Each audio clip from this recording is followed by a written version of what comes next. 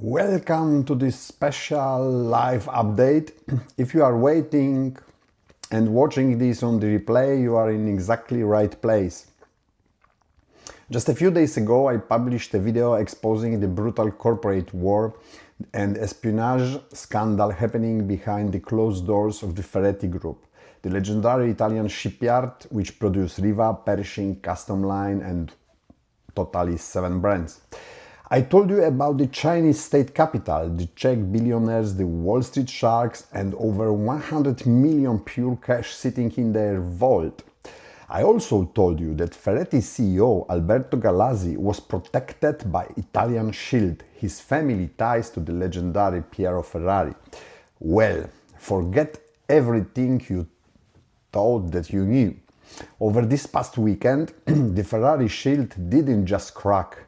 It's completely shattered. The Italian aristocracy has officially rebelled against the Chinese owners and the market is in absolute chaos.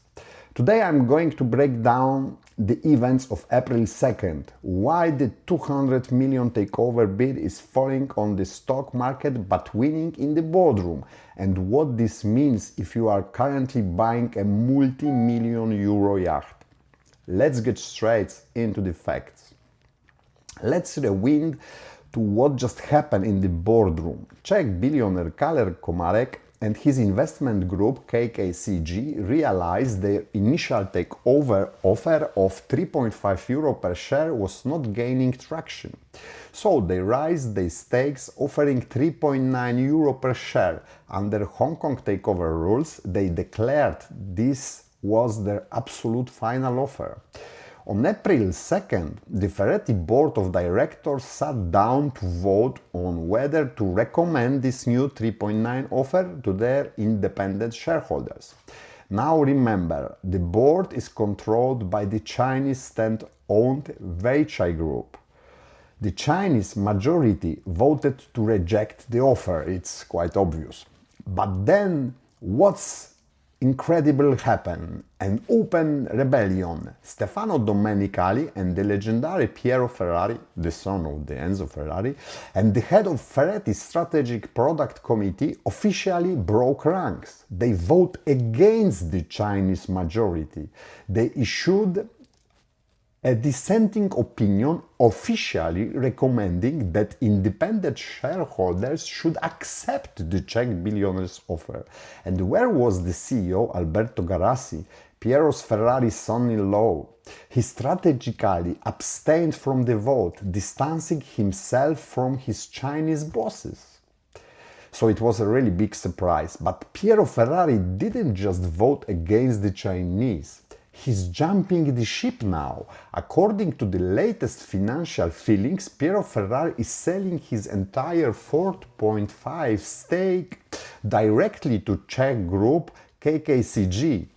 Why is godfather of Italian luxury abandoning the board? In the official documents, Ferrari cited a highly uncertain geopolitical environment and uncertainty regarding the future composition of the board and management following the upcoming elections.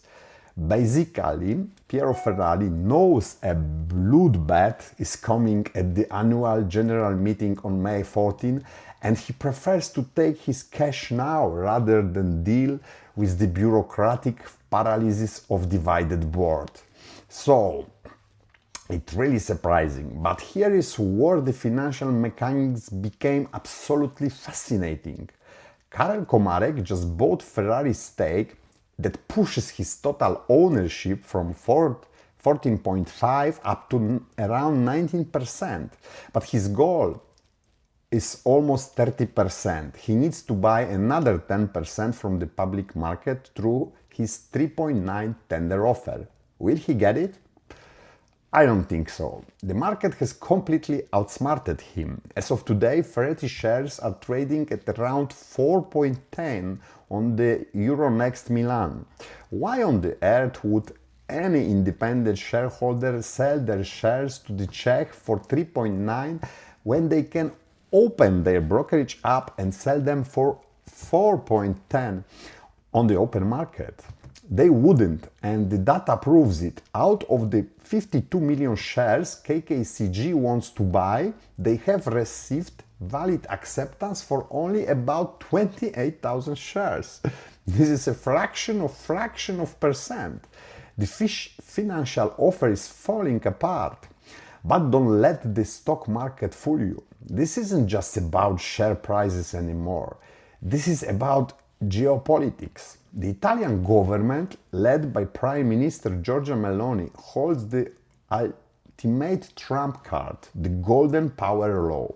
This law allows the Italian state to block any foreign investment in companies deemed crucial to national security.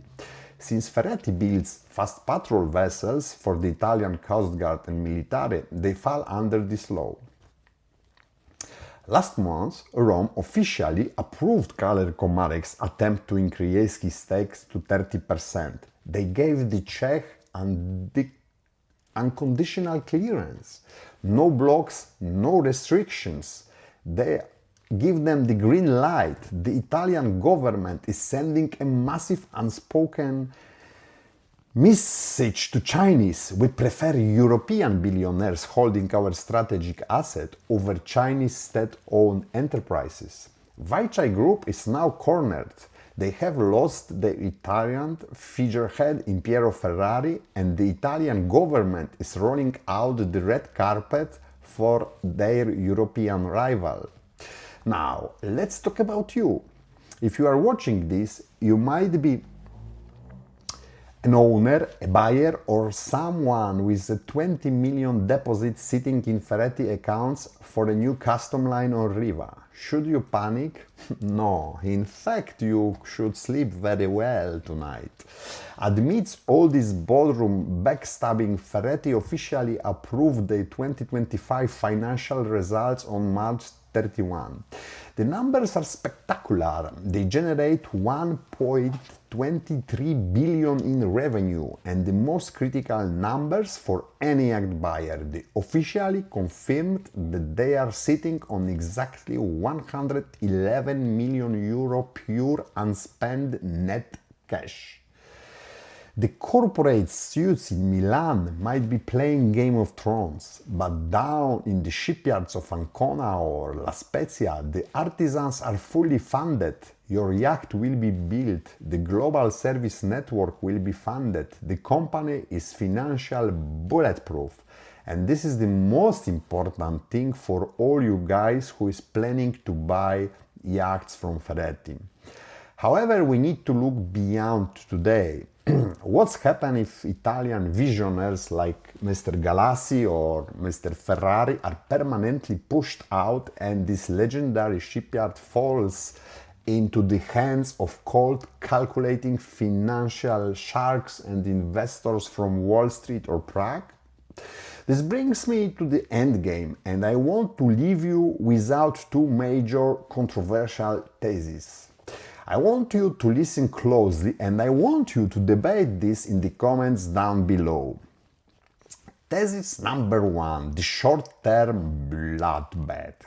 I believe the Chinese government through Weichai has permanently lost the cultural control of the Ferretti Group because Alberto Galassi abstained from the vote and refused to defend his Chinese bosses. Weichai now views him as a traitor. I predict that on May 14, Alberto Galassi will be forced to resign. Weichai will try to install a like a puppet CEO, which will trigger a massive backlash from the European shareholders. And thesis number two, the 10-year threat to Riva soul. If the car guys and passionate Italians owners leave and the Excel spreadsheet guys take over, Ferretti is in severe dangers of repeating the catastrophic mistake of Princess Yacht. Remember what happens to Princess? In 2008, the private equity fund L Capital, backed by LVMH, Louis Vuitton Moet Hennessy, bought Princess Yacht. Princess was undisputed king of under 24-meter yachts, but they financially invested wanted higher margin, they wanted bigger profits. They forced the shipyard to build massive 30 and 40 meter M-class super yachts. It was completely disaster. They lost their identity, couldn't complete with custom giants and bled money. By 2023, Princess posted catastrophic £45.6 million operating loss. It took the American restructuring firm KPS Capital Partner buying them out in 2023 to aggressively fix the company and bring them back to 4.9 million profit in 2024. If Ferretti loses its soul to Wall Street activists like Sardar Bilgari or to KKCG, whose primary goal might be to drain the 100 million cash vault to pay themselves dividends, will unmatched quality of Riva and Pershing survive the next 10 years, or it will be sacrificed for short-term shareholders' value? These are my two theses. Now I want to hear from you. Will the Chinese crush the rebellion on May 14 and fire Galassi? And more importantly, if the financial riders take over, will Ferretti Group lose its Italian soul and repeat the multi-million pound mistakes of Princess Yacht? The comment section is open. Drop your theories down below right now, because I'm going to read every single comment and of course I will answer all of them. Let's debate this. If you love this deep insider look at the real business of luxury yachting, make sure you hit the subscribe button. And if you want unlimited, unfiltered financial data on the yachting industry and some others amazing stories, click join button below to become a member and get access to my exclusive premium reports. Finally, if you are navigating this turbulent market and looking to buy or build super yacht safely, my contact details are in the description. Don't navigate these waters alone. It's always better to have someone who take care about you, who take care about the quality of the yachts and everything else. Then let's see what's happened with Ferretti in short future, because I strongly believe that the brand will survive and somehow Italian soul will stay in Riva, because in my private opinion Riva is the brand number one all over the world. And even if sharks are fighting on the stock exchange, the Riva will survive. The question is if it will survive for a long time, forever, or just for 5 or 10 years only. So I will leave you now and enjoy the other video which we have, especially this Friday's coming amazing video about Azimuth, you will see. So have a good day and have a good day.